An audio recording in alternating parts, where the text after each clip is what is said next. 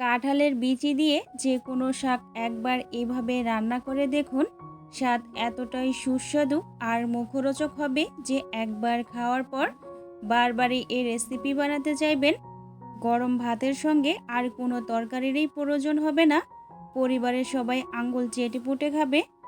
আর এই রেসিপিতে কোন জিনিসটা মিশালে স্বাদ বহুগুণ বেড়ে যাবে, সম্পূর্ণ টিপস সহ থাকছে আজকের ভিডিও।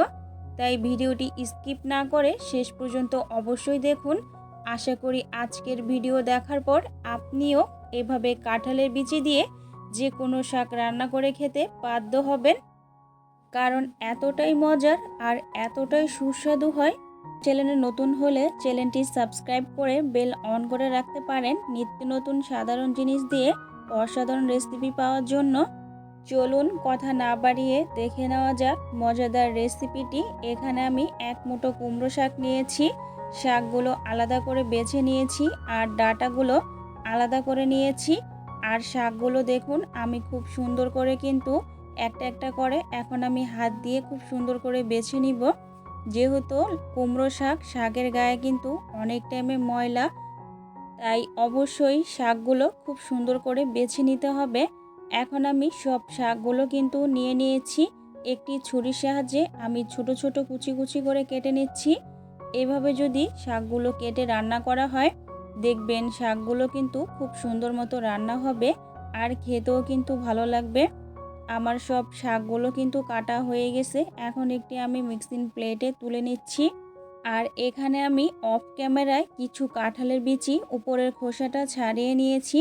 এখন কাঁঠালের বিচি লাল আবরণটা এখন তুলে নিব। তার জন্য নিয়েছি একটি মিক্সিং বোল। খোসা ছাড়ানো কাঁঠালের বিচিগুলো এখন আমি মিক্সিং বোলে দিয়ে দিব। আর এখানে দিয়ে দিচ্ছি 1 কাপ ফুটন্ত গরম পানি। গরম পানিটা কিন্তু অবশ্যই ফুটন্ত দিতে হবে, যাতে পানির ওপরে যেন অনেক ধোঁয়া ওঠে। এখন আমি দিয়ে দিব এখানে 1 টেবিল চামচ পরিমাণ লবণ। লবণটা দিয়ে আমি খুব সুন্দর করে মিশিয়ে নিচ্ছি।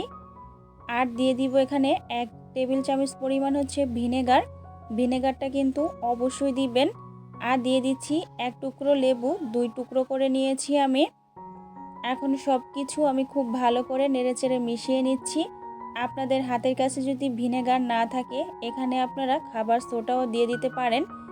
দেখবেন এই কাঁঠালের বিচির ওপরে যে পাতলা লাল আবরণটা খুব সুন্দর মতো উঠে আসবে। এখন আমি একটি ঢাকনা দিয়ে 10 থেকে 15 মিনিটের মতো রেখে দিব। এখন সেই সিক্রেট মশলাটা আমি তৈরি করে নিব। তাই এখানে একটি মিক্সিং জার নিয়ে নিয়েছি। মিক্সিং জারে দিয়ে দিব এখানে 1/4 কাপ পেঁয়াজ আর গোটা একটা রসুন আমি খোসা ছাড়িয়ে নিয়েছি। আর দিচ্ছি 3টা কাঁচামরিচ আর 1/2 টেবিল চামচ পরিমাণ হচ্ছে হলুদ সরিষা।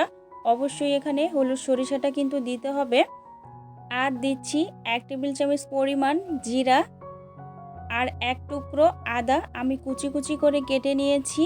আমার সব কিছু দেওয়া হয়ে গেছে। আর এখন দিয়ে দিব এখানে 1/4 কাপ পানি। সব কিছু এখন আমি মিক্সিং জারে খুব সুন্দর করে মসৃণ একটা পেস্ট তৈরি করে নিব। আমি এখানে যে যে উপকরণগুলো নিয়েছি আপনারা অবশ্যই যদি নেন, তাহলে আপনার রান্নাটা কিন্তু অনেকটা ভালো লাগবে। আর পারফেক্ট মতো কিন্তু কুমড়ো শাক দিয়ে কাঁঠালের বিচি রেসিপিটি কিন্তু তৈরি করে ফেলতে পারবেন।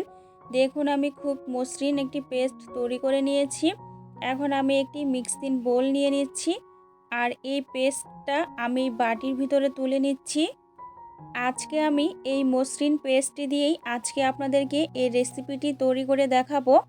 এর ফাঁকে কাঁঠালের বিচিগুলো পুরোপুরি ভিজে গেছে। এখন আমি লাল আবরণটা তুলে নিব। আর দেখুন কতটা সুন্দর মতো কিন্তু কাঁঠালের বিচিগুলো কিন্তু ভিজে গেছে। আর ওপরের পাতলা আবরণটা কিন্তু অনেকটা উঠে গেছে। এখন আমি হাত দিয়ে ঘষে ঘষে আপনাদেরকে আমি তুলে দেখাচ্ছি। আর হাত দিয়ে একটু ঘষা দিলেই কিন্তু ওপরে যে লাল পাতলা আবরণ ওটা কিন্তু উঠে আসবে। আপনারা যদি এভাবে এই কাঁঠালের বিচিগুলো পরিষ্কার করেন, দেখবেন খুব সহজে আর অল্প সময় কিন্তু পরিষ্কার হয়ে যাবে। এখানে আমি অফ ক্যামেরায় খুব সুন্দর করে কাঁঠালের বিচিগুলো কিন্তু আমি পরিষ্কার করে নিয়েছি। আর খুব সুন্দর মতো কিন্তু কাঁঠালের বিচিগুলো ধবধবে সাদা হয়ে গেছে। আপনারা যদি এভাবে কাঁঠালের বিচি পরিষ্কার করেন, দেখবেন খুব সুন্দর মতো কিন্তু পরিষ্কার করা হয়ে যাবে। এখন চলে যাব রান্না করতে, তাই চুলায় একটি কড়াই বসিয়ে দিয়েছি আর দিয়ে দিলাম 4 টেবিল চামচের মতো সরিষার তেল। আর ফোড়নের জন্য এখানে 1 চিমটি পরিমাণ জিরা দিয়ে দিলাম। আর একটি শুকনো মরিচ আমি মাঝখান থেকে ছিঁড়ে দিয়ে দিয়েছি।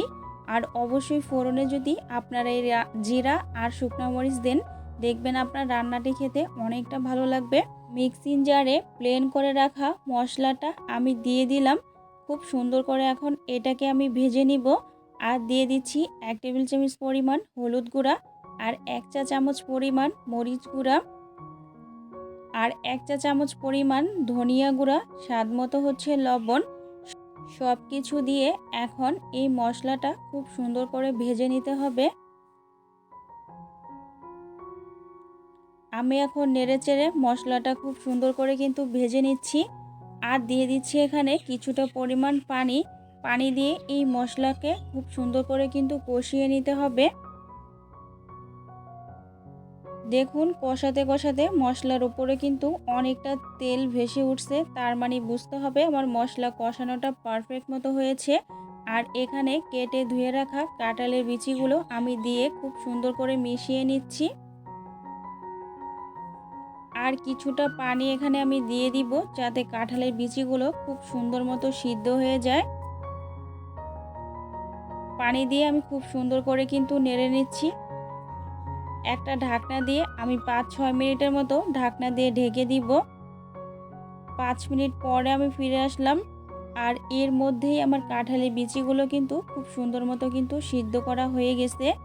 কুমড়ো শাকের যে ডাঁটাগুলো ওগুলো আমি দিয়ে দিব। ভালো মতো এখন আমি নেড়েচেড়ে মিশিয়ে নিব। আর এখানে কিন্তু আমি কুমড়ো শাকগুলো দিব না, শাকগুলো হচ্ছে আমি পরে দিব, যাতে শাকের কালারটা খুব সুন্দর আসে।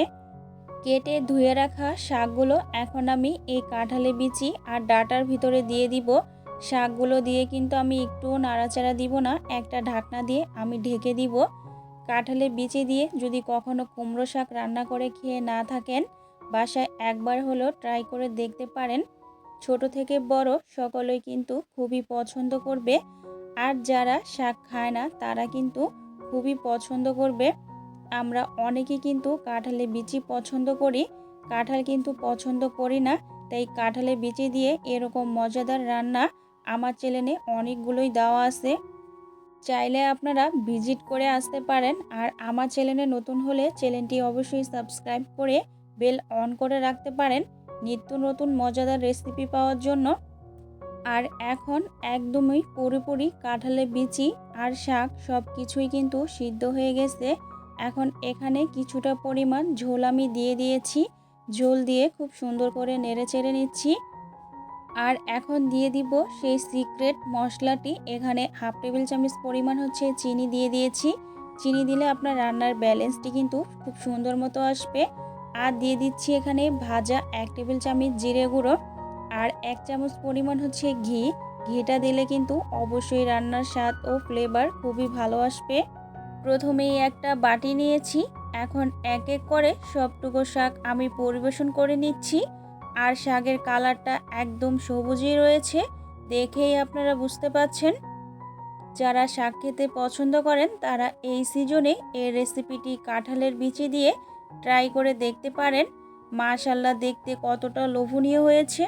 আজকের মতো এখানেই বিদায় নিচ্ছি, দেখা হবে নেক্সট কোনো রেসিপিতে।